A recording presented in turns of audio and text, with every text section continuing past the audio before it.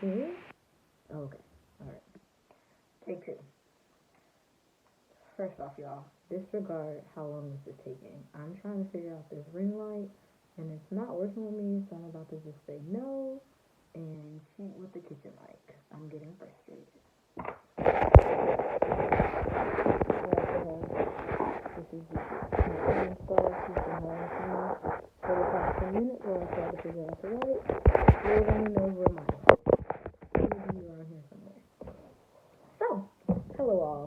Sorry for the long delay. This is vlog number 2 of having our baby at home. I took forever because I was looking broke, busted, and disgusted, y'all. Like, I just got my hair done for the first time in like 2 months. Ew, Ziggy, you smell like eggs. Ugh. I don't know if it's the pregnancy, but my smell is so strong.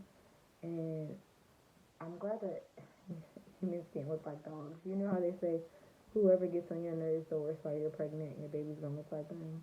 My baby would probably look like my parents' dog. He's been getting on my last nerves this whole pregnancy, the whole time. But moving right along. So in this vlog today, we are talking about, I said that I would talk to you all about my birth team and how I picked them out or found them, or some of them found me. So for the first part, who I chose to support me during this journey of having our baby at home. The first person is my husband, and he's actually going to shoot a video, and we're going to insert it into this point because he's not here, but he's been super supportive on the home birth journey. When I first told him about it, he was a bit apprehensive, but he's definitely kind of like go with the flow kind of guy. So I just sent him some research about it, and he said if I felt comfortable that he would support me, and we were on the same page from there. The second person would be my midwife.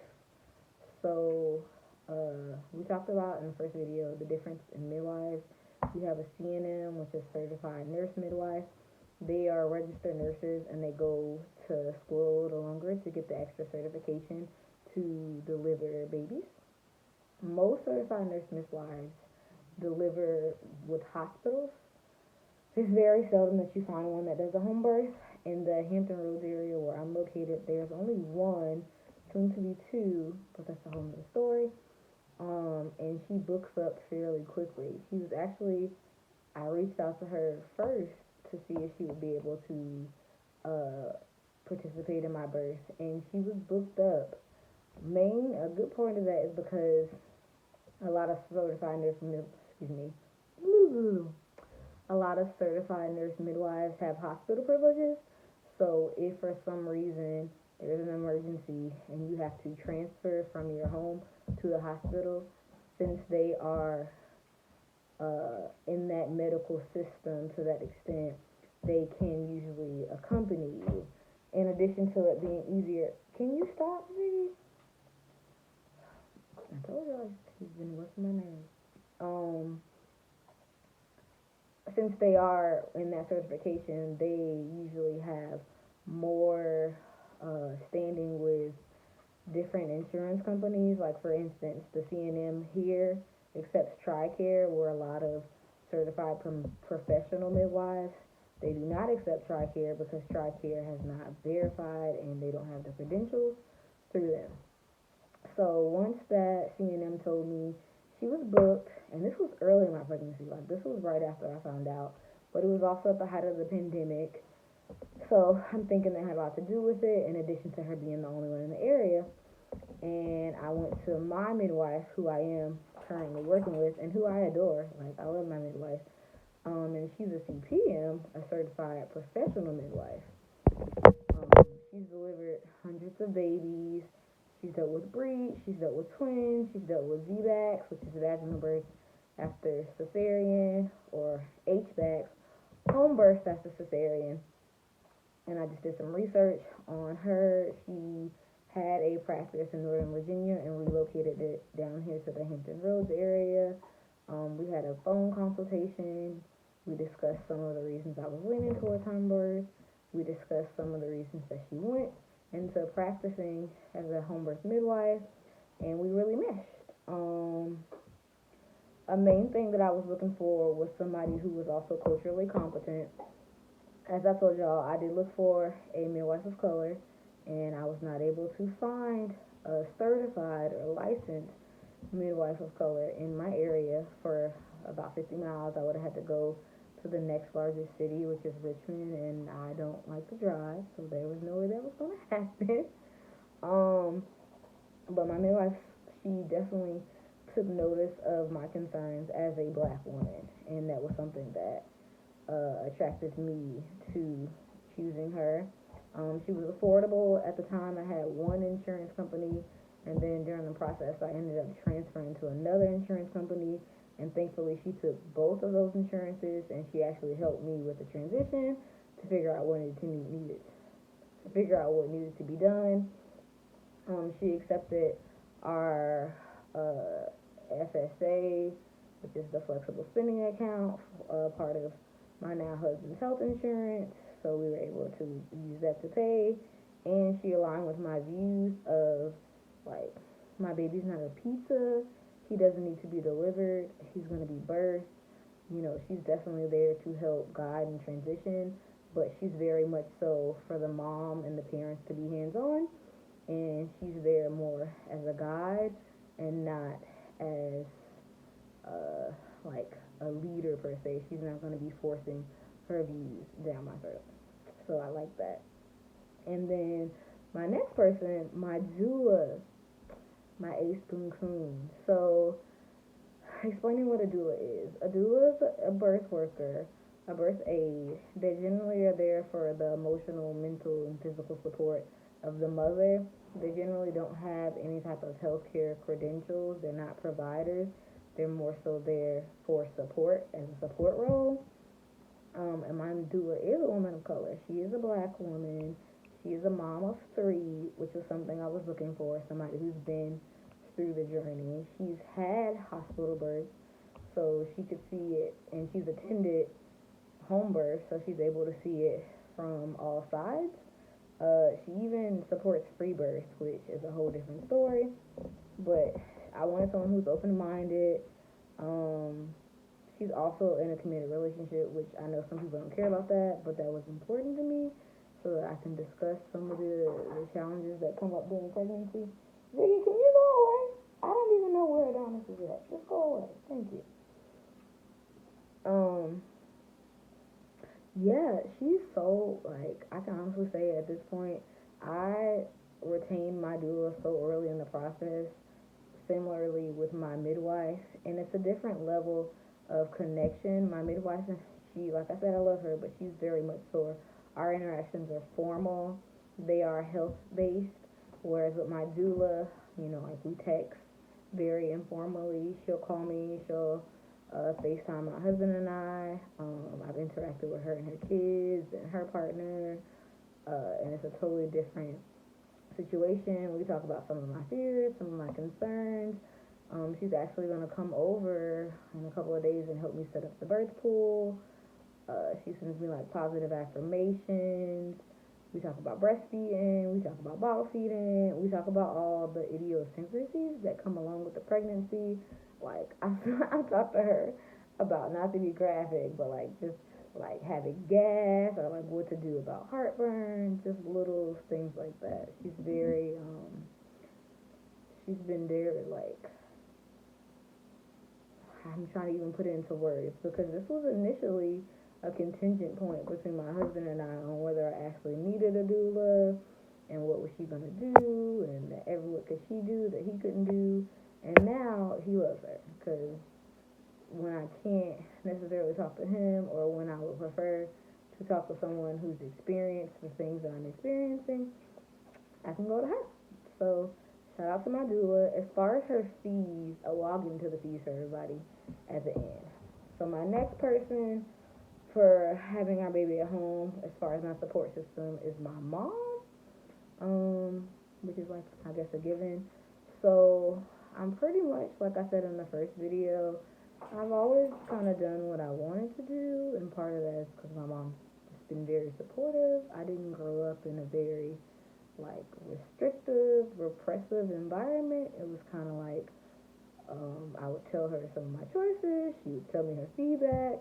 If she agreed, if she disagreed, but it wasn't like, oh, we're gonna disown you if you don't have your baby in the hospital, or like in some of the groups I'm in, their parents have threatened to call CPS on them, or like just all kinds of different things. They've gotten a lot of negative feedback. So one of my mom was like the first one I told, and she gave me like a lot of support as far as setting those boundaries with other family members who may not agree, because my mentality is like, we don't have to talk. But my mom plays like a nice medium to help me realize like everyone's not gonna support it, but it doesn't matter, because like even my grandma, who I'm really close with, she's made like comments that I didn't necessarily agree with, but my mom like backed me up in the situation to where it was like, okay, it's not worth getting upset. I know at the end of the day, this is my body, this is my baby, this is my experience. So definitely having those people on your team to support you in your decision. If you choose to be super vocal about it, like I said, I only told a couple of people, and the people who reacted negatively, I just stopped talking to them about it, because I mean, it's not worth me getting upset. And then last but not least is my birth photographer. She's recently a part of my support team, if you can even say that, because we've had like messages, but we've never actually met or spoken on the phone yet. She came highly recommended by both my midwife and my doula, and if you work with my midwife, you get a discount with this said birth photographer. And even with the discount, it was still kind of steep. So I reached out to her and kind of explained like financially what the situation was, because we did cash flow a wedding and a honeymoon and we're having a baby and it's a pandemic, and just like economically it wasn't in the cards at that price. So I kind of just, I'm a haggler for sure. So I asked her if she'd be willing to do it at a different one, and she agreed as a Christmas gift or like charity, whatever it is. I appreciate it, because I wanted a birth photographer, and they are expensive, which I understand, because she basically has to come whenever I call. She has to be on call all the way from 37 weeks to whenever I deliver. Side note, I am currently 37 weeks.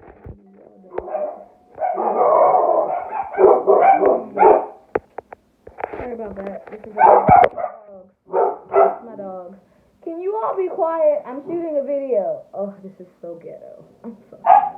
This is so ghetto. Be quiet. This is my dog. Adonis, say it to the people. Be quiet. This is my dog. It is Christmas time, as you all know, so we have been getting Amazon deliveries. Shut up! Go! I'm going to put them in their crate.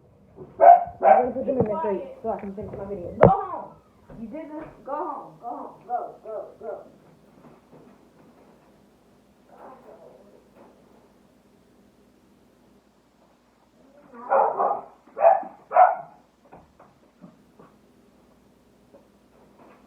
I will pray you both. Be quiet.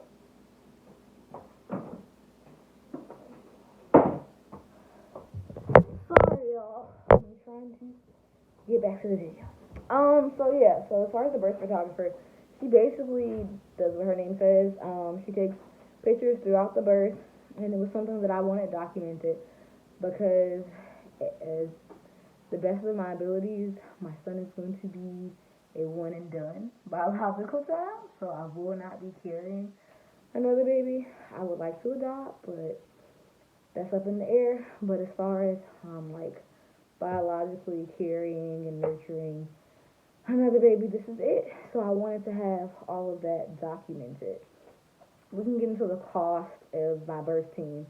So my midwife, with our insurance, the copay was about $1,500, and that was 3 payments of $500. One initially to retain her services, one halfway through the pregnancy, and another at about 35 weeks. Then she's going to bill everything through the insurance, and any remaining fees, we will pay those out of pocket as well. Some have sliding scales where they're able to work with you. Some, they don't take any insurance. So usually with no insurance, it's about $4,000, but that is still more affordable than some hospital births with insurance. So as far as my doula, we got the minimal package, which she has exceeded because she just shows up. So technically, I was only supposed to have limited interactions with her because I got, I think, the $600 package, and we paid her in 3 payments of $200. But I talk to her all the time. She's always checking on me. Every time I see her, she has a gift for me. So I think we kind of just clicked. So she went above and beyond. But we actually got the minimum package to where we were just supposed to have 2 consultation visits, and she was supposed to be there the day of the birth. But I've seen her so much more than that. And then the birth photographer, generally birth photographers are about an additional $1,500. Like I said, the discount for using this one with my midwife brought her down to $800. But that was still even too much, so I don't even want to tell you all because it was, the courtesy. She discounted it lower than 800, for which we're thankful, and that was definitely appreciated. And then not to mention, like, we have to do the birth supplies. We're renting a pool, which is about 120 from our doula. We have to get, like different pads, gloves, the sterile light latex gloves. We bought all of that in a kit, so it was about $50. I had to get a blood pressure monitor. Can you be quiet? A Doppler, all of those things. So at the end of the vlog series, I'll try to have a grand total, but that concludes the video about like my birth team, who I chose to support me, and vaguely how much it cost. I will see you all on the next video, which will be very, very shortly. Bye!